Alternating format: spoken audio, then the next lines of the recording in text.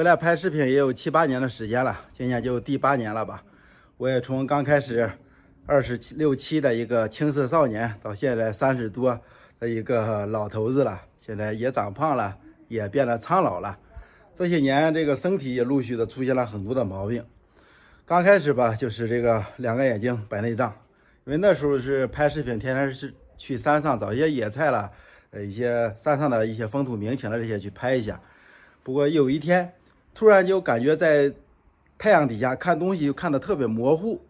后来我以为是近视了，去那个眼镜店配个眼镜吧，但是到那儿人家一看，你这个不是近视，是有问题。后来到医院一检查，说是白内障，得做手术，当时还吓了一跳。后来吧也就坦然了，去那个石家庄连续2年做了2次手术，换了2个晶体。不过这个换完晶体之后，后来就恢复的挺好，现在看东西都是挺清楚的。再一个就是后来不知道从什么时候开始，这个鼻子就一直不透气，当时还以为是一直感冒着呢，后来才感觉就是鼻炎。鼻炎这个问题从什么时候开始的我也弄不清楚了，反正我刚开始回来拍视频的那时候应该是没有，也就是后来这几年应该就是这个屋里我自己分析的原因吧，因为我们刚结婚住的这个屋子嘛，就是在山面靠山，夏天凉快，冬天暖和，但是呢就是特别的潮湿。头几年刚结婚那几年还好，后来就是越来越潮湿。我媳妇那时候还是得了一场那个疱疹，后来输了好几天液才好了。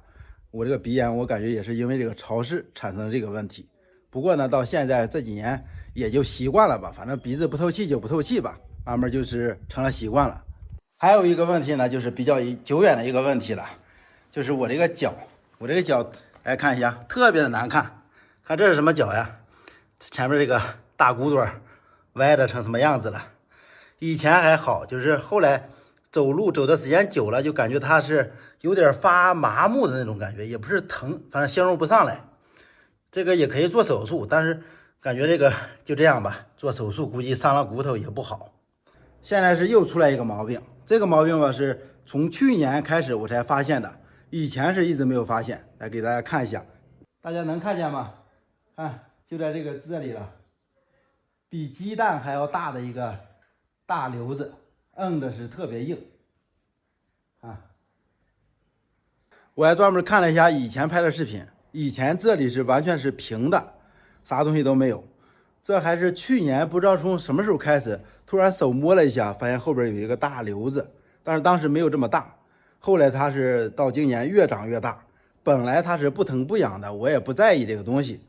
但是呢，就是有时候突然摸到这个东西了，感觉是不太得劲儿，后边就开始一直揉吧，一直揉的这几天就感觉不太舒服，可能也有一部分的心理作用吧，因为它越长越大，最后肯定会对身体有一定的影响。这个我也专门问过医生吧，